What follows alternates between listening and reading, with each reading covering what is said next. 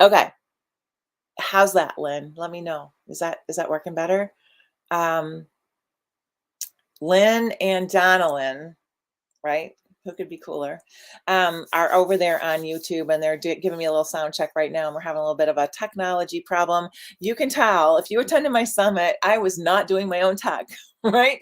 Because if you've come to these 20-minute live Tuesdays, awesome, I fixed it.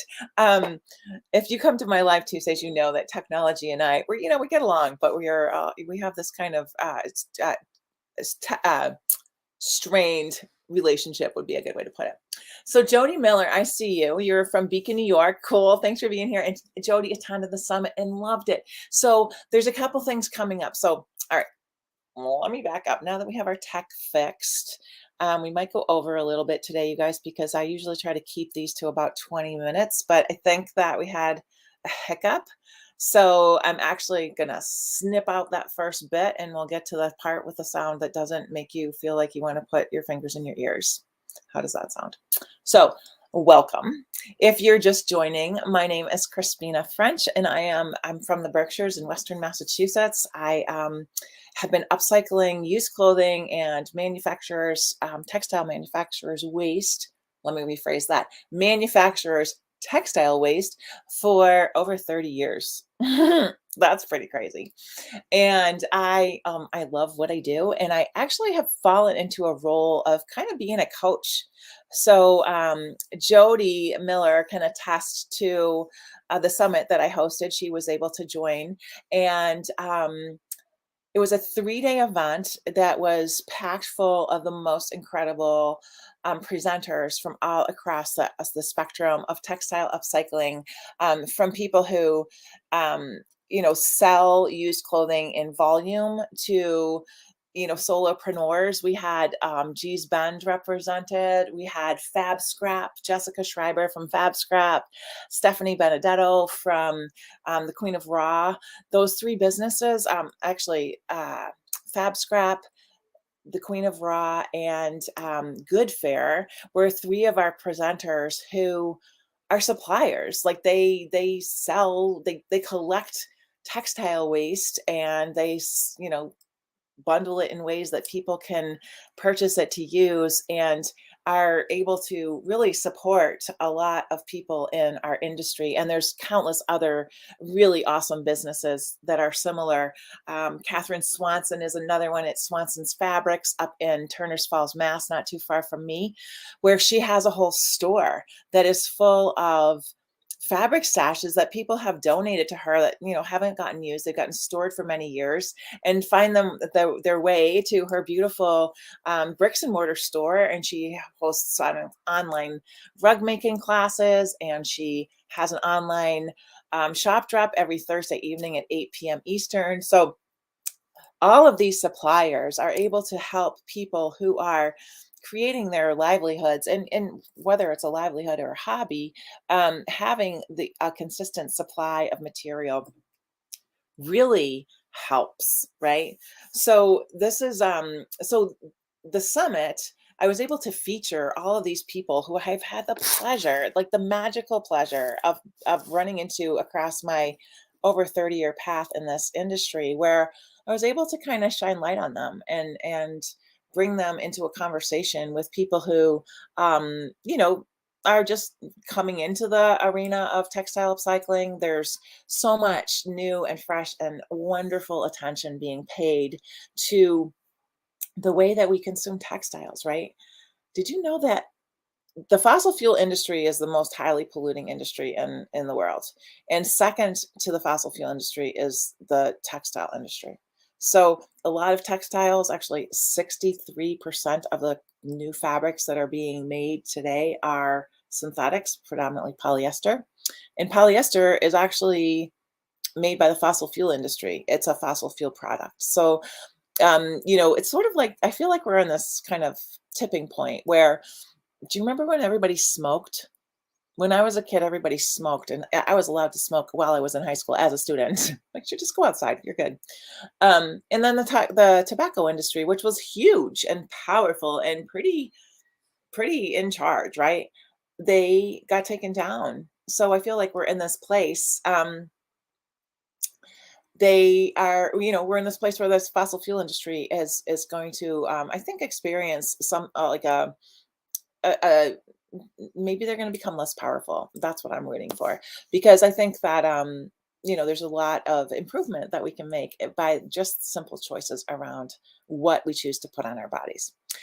So, I just want to say that today's focus is all about community and about how maintaining connection to community, even when your time is in like super high demand and you're just like being pulled in lots of different directions, it's so important for you to be nurtured and supported by a community of people who kind of get you, right?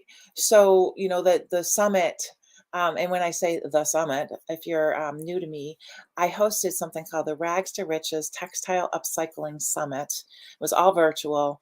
It was right around Earth Day in April, and we had such an amazing response. Like everybody that came, everybody that participated, myself included, all our behind the scenes staff and supporters, as well as our attendees and presenters, all seemed to just really love the whole concept and really just had a really great and supported time. So it really kind of kicked off this renewed focus for me about community and about how important it is to, as a textile upcycler, if anybody is anybody out there currently making and selling things from used textiles, textile upcycling entrepreneurs among us, anybody?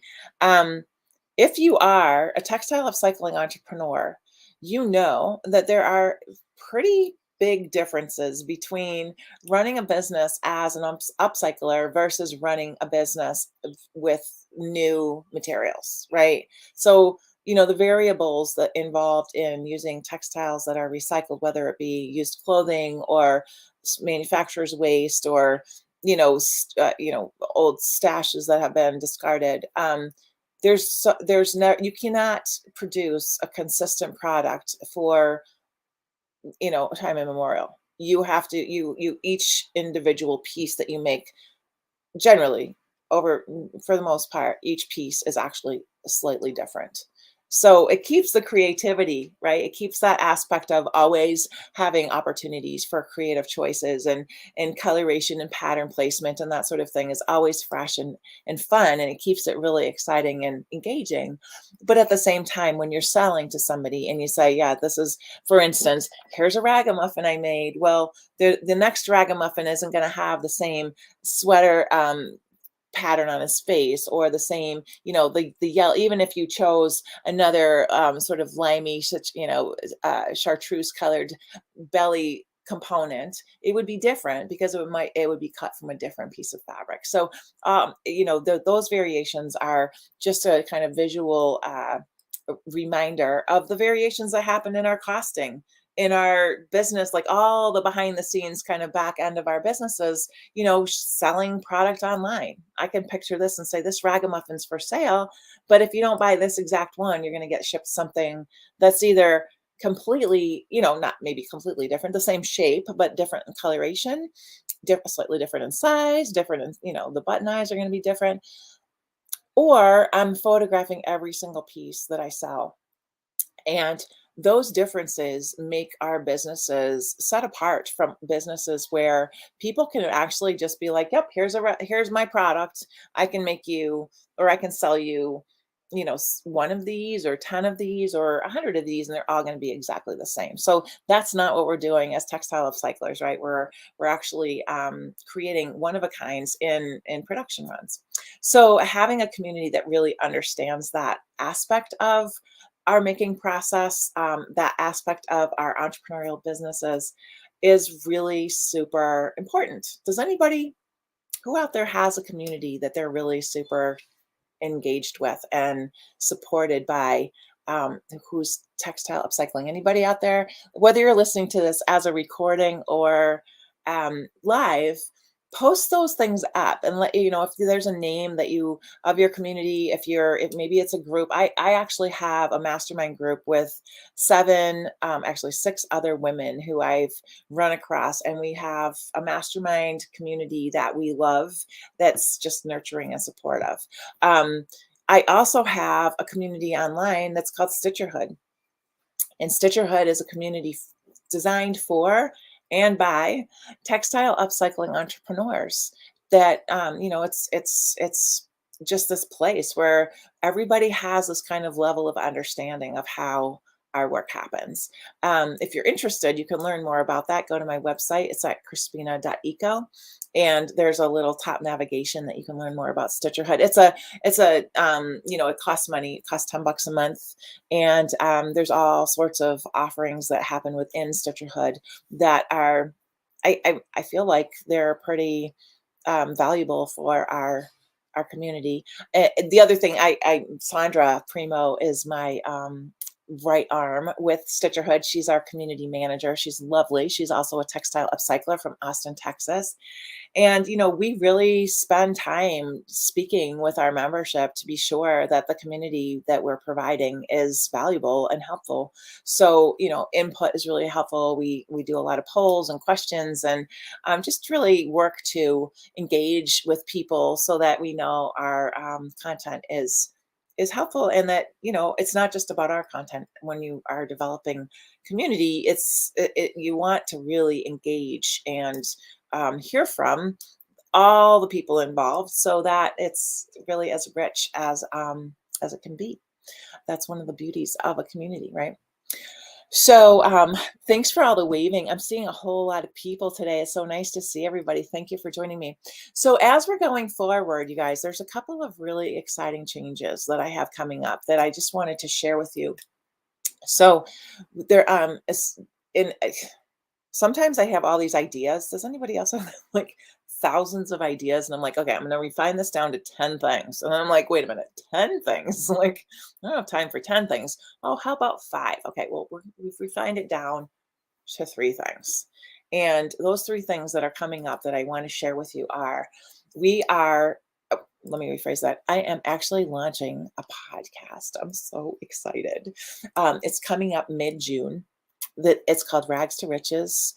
It's actually called Rags to Riches Textile Upcycling Podcast, because there is another podcast that has not been active for a few years that's called Rags to Riches. And so I don't want to confuse those two, but we're going to be all about textile upcycling, and we're going to interview people who are connected to textile reuse, conscious textile consumption, mindful and environmentally friendly textile centric guests who will be interviewed. We'll be talking to people from, both sides, those people who maybe are producing sustainably, and also those people who are collecting and, offering materials for those of us who are doing the making. And that is scheduled to launch. I got my fingers crossed, mid-June. So coming right up. So that's exciting. Keep your eyes peeled. I will definitely let you know if you're on my email list and you want to be notified when the first episodes drop. Let me know, and I can add you to the mailing list, or you can actually go to the most easiest way. And I have to just start really making my workload a little easier. If you go to my website, I'm going to put it in the comments. Actually, if you're on Instagram right now, you can go to the like profile or the bio to find the web address of my website. And if you're on the other platforms, it's Crispina, which is my first name, .eco, and you can hop on the email list there. I will be sending you out an announcement when the podcast is live.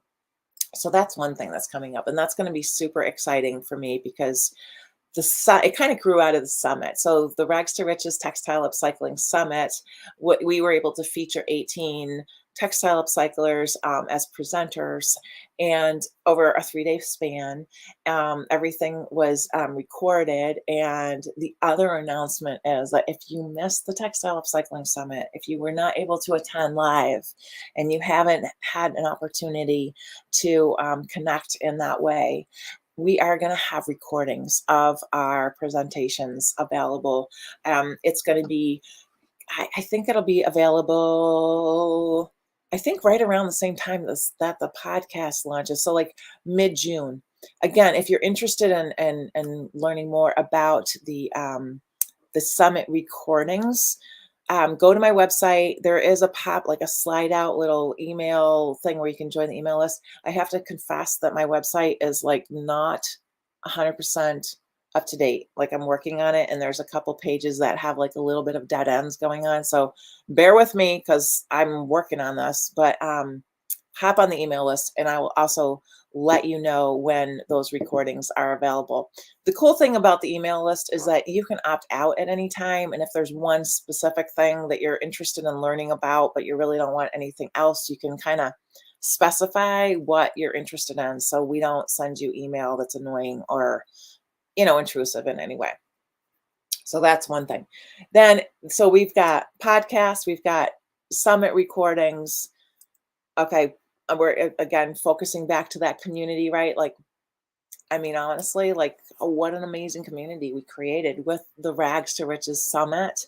And now we're going into the podcast where I just want you all to come, and I want you all to join me, and I want you all to share this, because honestly, it's so exciting to have all of this engagement with what I've been working so hard for 35 years, right? People, when I started my business, you guys, let me just say, people thought I was freaking nuts. They were like, what do? You make kids' toys out of garbage? Like, you think I'm going to give my kid that thing? You're wrong. Like, so 35 years of compassionate humor and education seems to have paid off, because here we are. And the podcast is going to be awesome. There's a lot of really cool people doing really cool stuff in this arena right now. So I look forward to featuring them and meeting them and featuring the people who have been right by my side over the years. So that's really exciting. And then the third thing that I'm just like over the flipping moon about is called a stitch along. And a stitch along is a collaborative project that I've done a couple of in the past. And it kind of grew out of the pandemic when we were all like, oh my gosh, in need of community, right? Do you remember where you were when you first learned that there was a lockdown? Share it in the comments. Like, I remember for me, March 13th, 2020, which was the day both my daughters came home from school. One was in middle school. I think they were actually both in middle school that year. It's hard for me to remember. I don't know if you're like me, but the pandemic has really warped my sense of time and flow and like what happened when. But anyway, March 13th, they both came home from school, and they said, oh, we're not going to school for the rest of the week. There's a pandemic. And at the time, we were calling it a global pandemic. I was like, pandemic, let me look that up. Oh, what's a pandemic? So now that we all know what a pandemic is, so there was I had this community of women that I was working with on a separate project online. It was a Zoom connected, like a class. And we were all just so thankful to have each other at that time. And it became really clear as that class was kind of coming to a close that there needed to be something else. Like, we needed to stay in contact with that community that is so important to our well-being all the time. And with a pandemic thrown into the mix, it was like really it was, for me, it was like a very necessary thing for me to have connection to people. So I came up with this idea called a stitch along, and a stitch along is a collaborative project. And one of these days I'll really have my act together and have all the things I want to show you right in front of me before I sit down. But this was a square that we made at one of the stitch alongs, and I sent out people purchased the kits from me, and then I taught classes with all the different stitches that people needed to know to complete their kit. So those everybody made a square. They sent them back to me. I made a beautiful blanket that you can see on my website, out of all the squares that people from all over the world made. Each person had a little label that went on the back of their square that said their name and their location.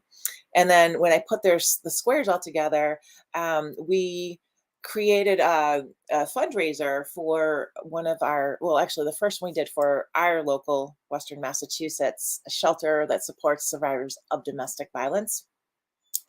And then the second one we did, we supported an organization that was brought to mind by one of our participants who sat on the board of another similarly focused organization called My Sister's Place in White Plains, New York. So this August, we are going to start our third, do you see that? Our third stitch along. And this one is going to be team taught. It's going to be team taught by me, Sandra Primo, who again is our community director in Stitcherhood, and Mary Margaret Petway from Gee's Bend will be teaching the course with us as well. And I'm so excited to work with Mary Margaret. The fundraiser will support a project that's going on in Gee's Bend where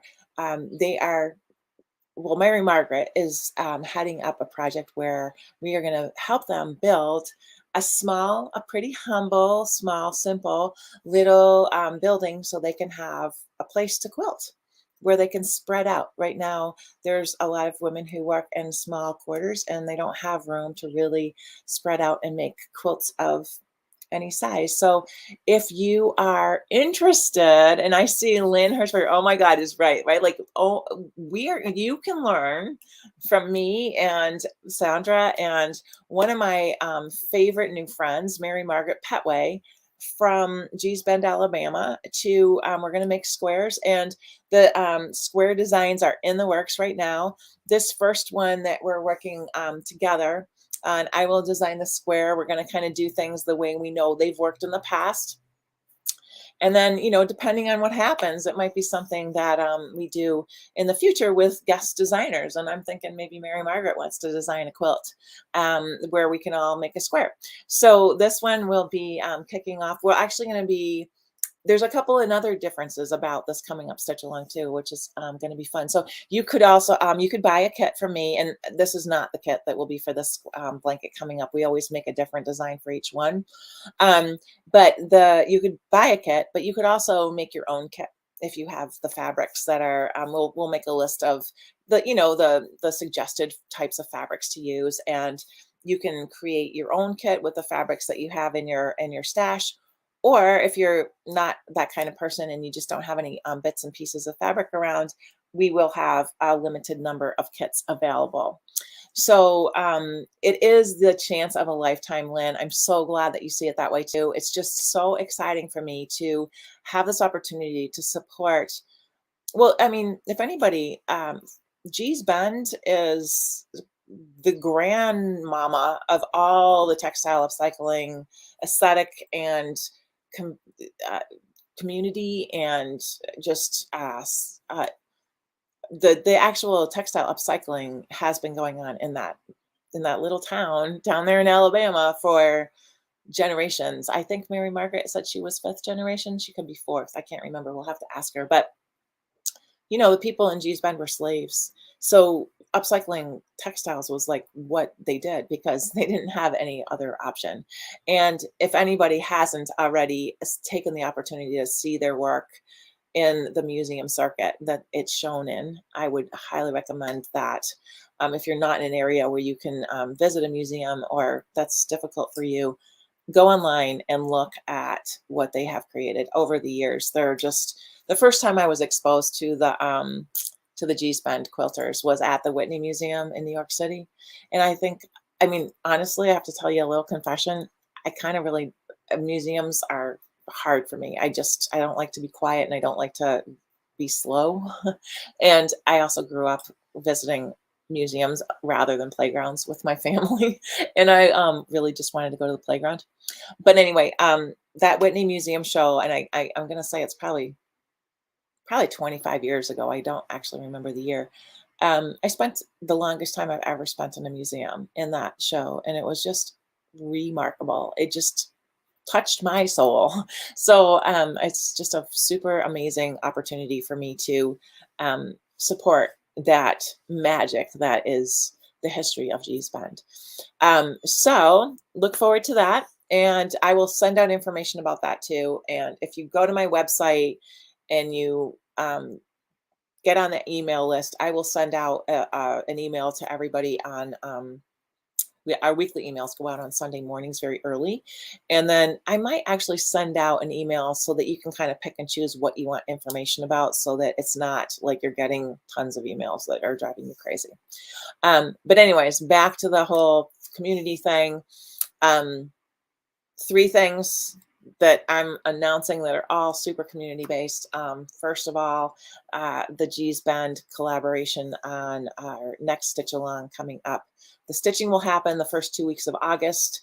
Kits will be for sale before that.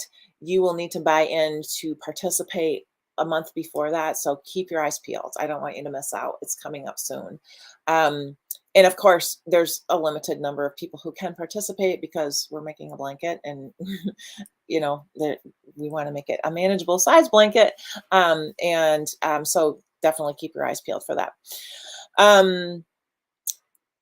So there's that. And then there's also the recordings. If anybody missed, well, the textile, it was Rags to Riches Textile Upcycling Summit.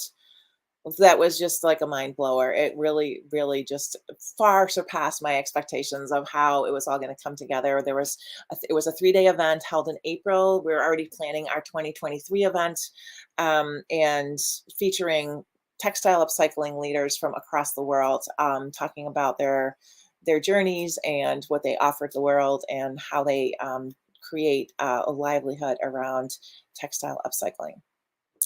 So the recordings for that will be for sale soon, right around mid-June, I believe. And additionally, that will kind of mesh into those two things. I am launching a podcast mid-June. It's called Rags to Riches Textile Upcycling Podcast. Just building out a little website for that now, and getting our kind of sort of flow with our interviews in place so that when we launch, my idea is to release a handful of episodes right out of the gate. So they'll be kind of like you can binge it a little bit if you want to.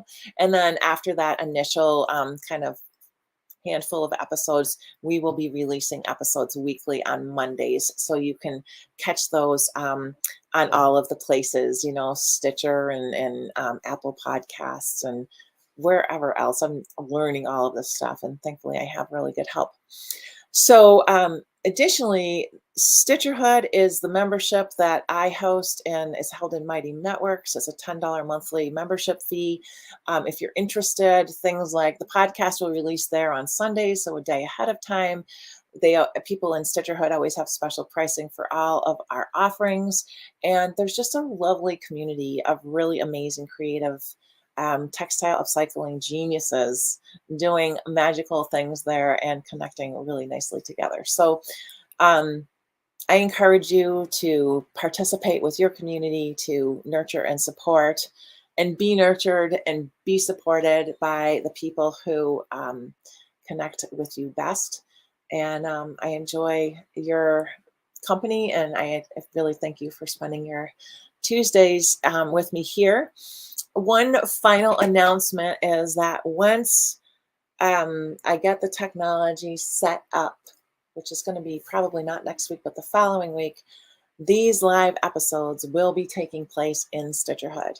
I will be sharing them in our social media streams after, but the recordings will be posted on Facebook and Instagram and YouTube and LinkedIn, but the actual live sessions will happen within Stitcherhood, and that will allow us a little bit more interactivity and keep the super valuable connection happening within that membership. So you're welcome to check that out. I'm going to put a little link in here for anybody who might be interested in looking at Stitcherhood.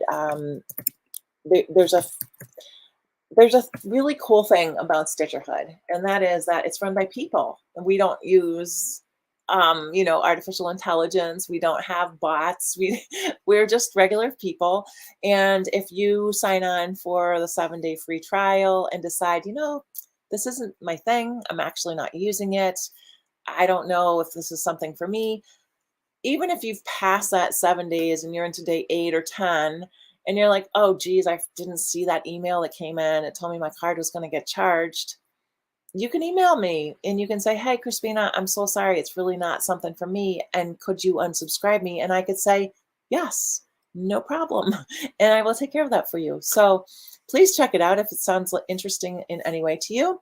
And I am so excited about all of these cool things that are coming up. And I cannot wait to share and participate in a community with you. So I'll see you here next Tuesday, and I look forward to sharing more then. And let me know, again, where you're tuning in from, what you love most about textile upcycling, and have a really great week. Thanks, everybody. Bye-bye.